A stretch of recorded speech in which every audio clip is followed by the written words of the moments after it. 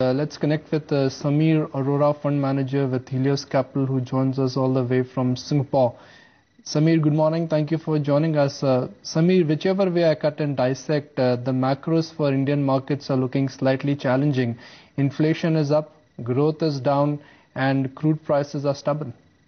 Cannot hear you. Hi, Samir, this is Nikunj from the Mumbai studio. Is my voice reaching you? Actually, in between there was sort of a gap. I could hear most of it and then suddenly there was a pause. Do you want me to ask the question again? Yeah, I'll just get me the last part. You said that the economics are bad and therefore... No, what I'm trying to gather from you, Samir, is that whichever way I cut and dissect the macro picture, looks like we are in a spot of bother. Inflation is high, earnings are slowing down, and we have a sub 5% print on the GDP. What's going on, what's happening, and what could happen? Well, it is quite bad, and I think this quarter will be even worse because there's been absolute stopping of government expenditure. You know, in October last year, maybe we were running an annualized deficit of 6%, which has suddenly been compressed in one quarter. And all the decisions that the government has taken in terms of trying to help various sectors has not immediately resulted in anybody getting new business or any capex being started. So this currently market it's quite difficult right now because it's sort of a balance between very poor, I think, this quarter's numbers, and on a macro, this big attempt to reduce fiscal deficit and help start the investment cycle. And the budget was sort of okay. It was good in some parts where the only thing you could say was that the government or finance ministers sort of commitment to 4.8% came through quite strongly, and there seems to be a few buffers here and there, at least in terms of, increasing things like Sutti share sales and stuff like that. And again, but it was not so good as to recharge everybody and bring in new investors, bring in new domestic retail investors and things like that. So we've also been confused about it. We have reduced our net exposure, and we are long some things and short some things. But broadly, it was sort of a budget which I did not think will lead to a 5% rally or whatever 4% that happened last few days. That was surprising for me too.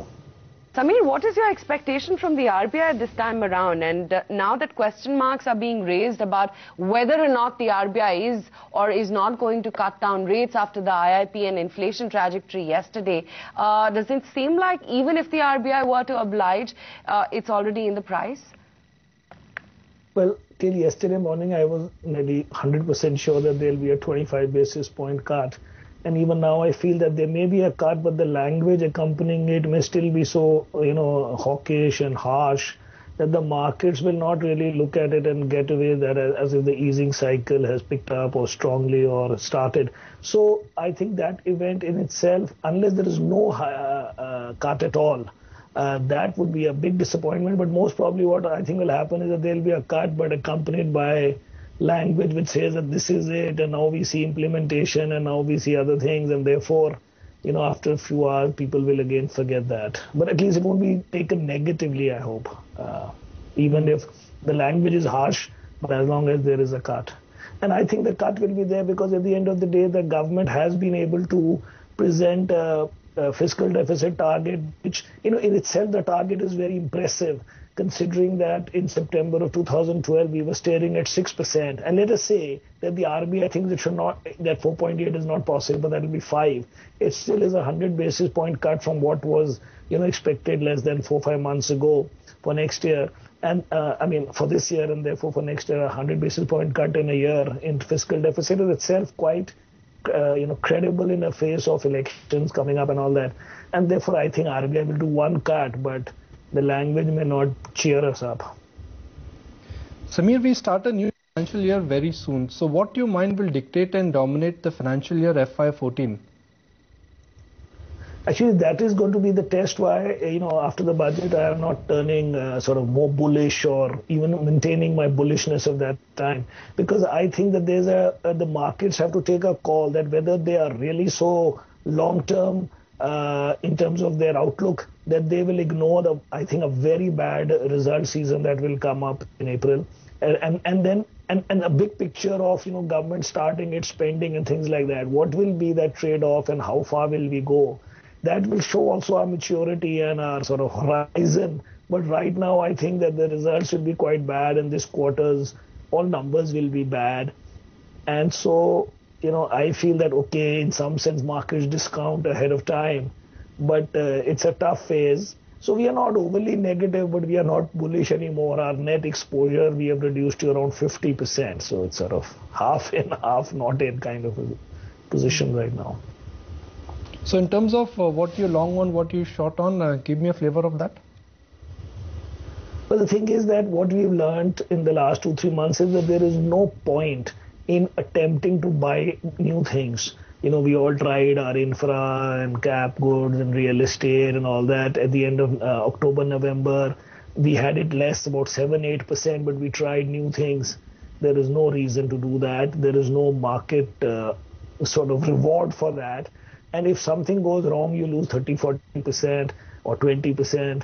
And therefore, we have basically gone back to what we anyway always owned, which is the private banks and consumer and a little bit of pharma and a little bit of auto ancillaries that we always had, but not none of the new. I mean, none of the new, not new sectors, but sort of a shift to sort of different sectors. We've basically blown them all off, and some of them we are short. Some of them we think are terminal situations now because the debt is so high.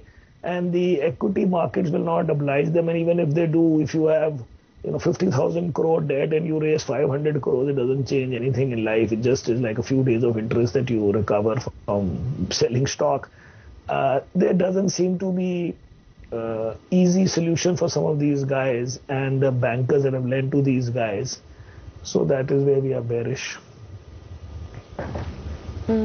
Samir, when you say consumer, if you could give us some more color in terms of what companies you'd be talking about. But the other point really being, after the kind of slowdown concerns that we've seen, a bad third quarter, why would you pick a sector like consumer?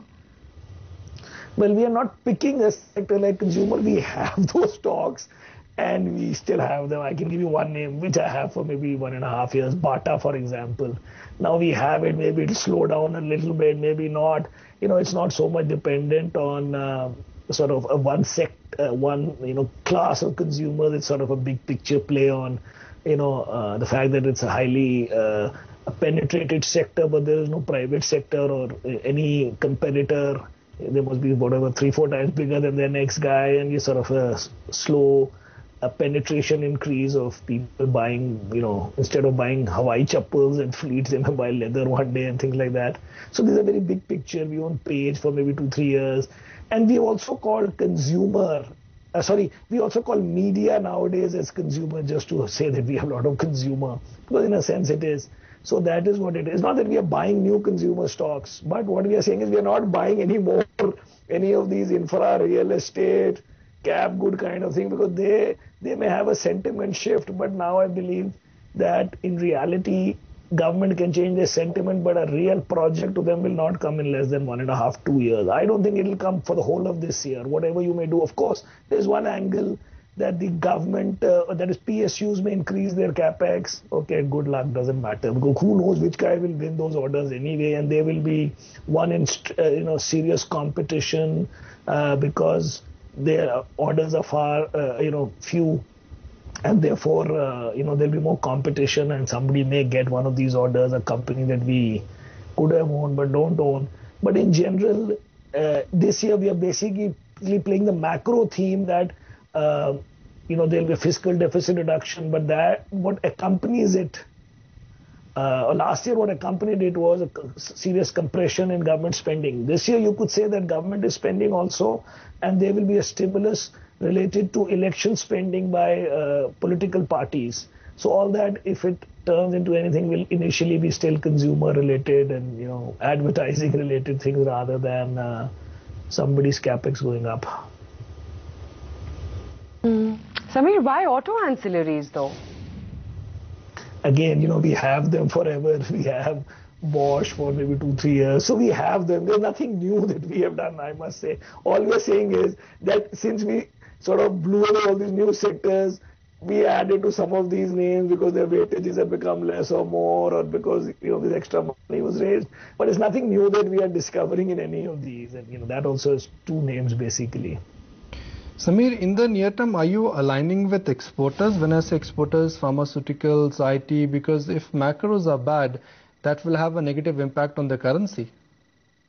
Well, that is true that, although we have not bought a new pharma, but we have about 10-12% in pharma. IT, yes, we have added. We have actually this time bought a US company rather than Indian company. We bought Accenture. But the idea is that, yes, that there will be a benefit to exporters and to anybody not directly associated with the Indian investment cycle.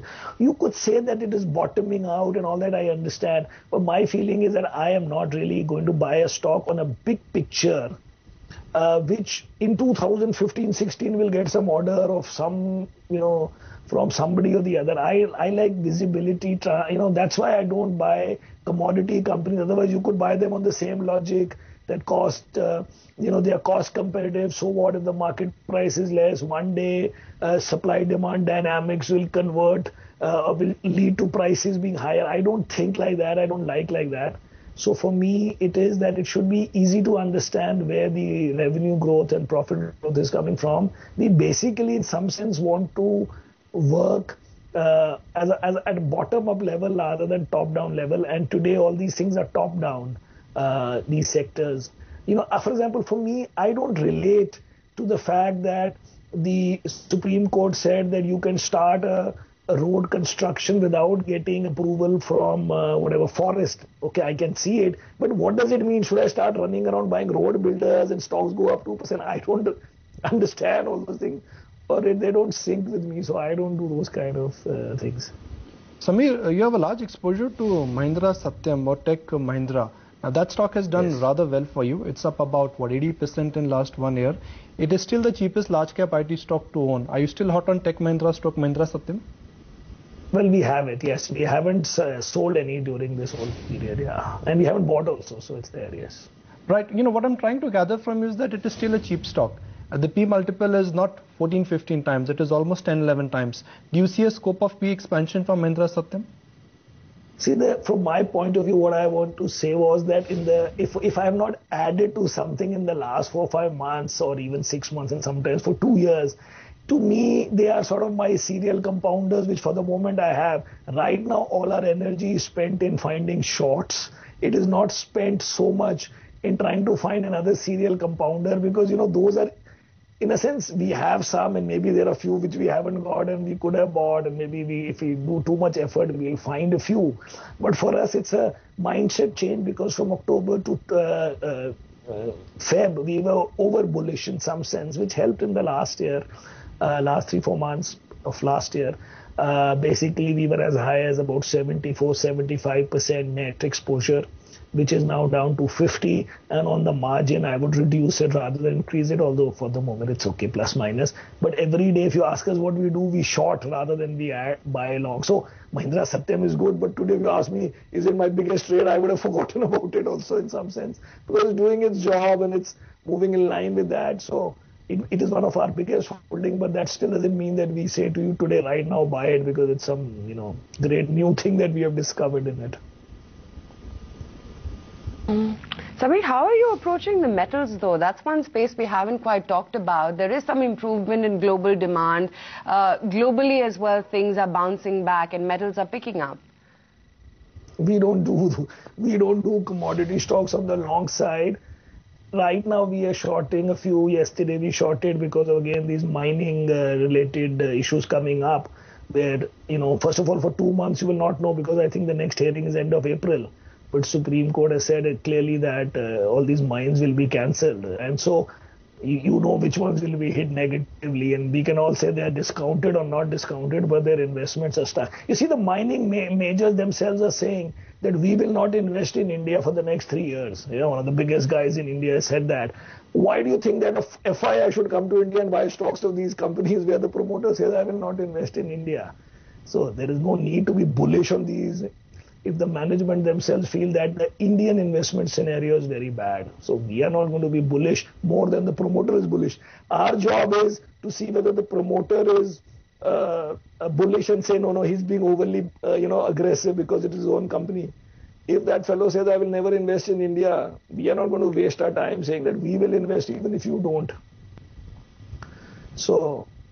Is oil and gas as well a short? Because things seems to be moving somewhere in bits and starts. For example, Reliance has been getting some clearances from the Defence Ministry as well as DGH.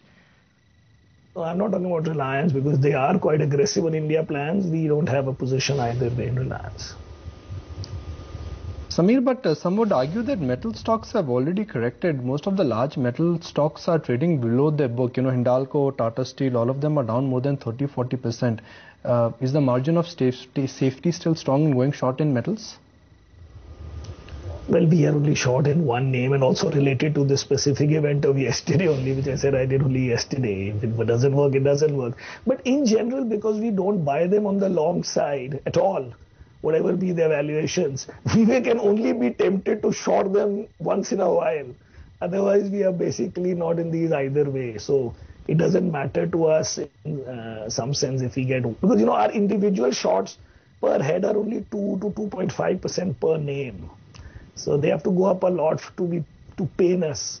But mostly we have seen that they work. I mean, you know, this margin of safety thing works when the world is turning and the flows coming in. Right now, you've seen that when any stock hits the headlines, you just make the stocks get hit 5-10%, whether they were cheap, not cheap.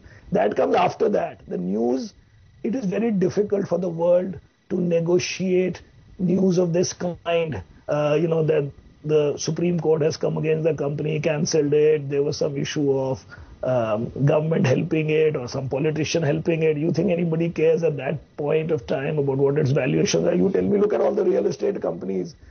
Once they come in any scam, they even come in somebody buying leverage position. It doesn't even have a scam. It is that somebody had pledged shares. That is as innocent as it could be in terms of fundamental. But nobody cares because the market is right now focusing on some 40-50 stocks that are going up. The rest of the market, nobody's interested. That is the reality right now. That is why it is such a tough market. And therefore, if you see even this year, the market, the average market is down much more than the index is down. Right. You know, so maybe 5 stocks are up, and they are up. You know, some of them are, these tech stocks are up, and one DLF is up, and 1 or 2 these oil and gas companies.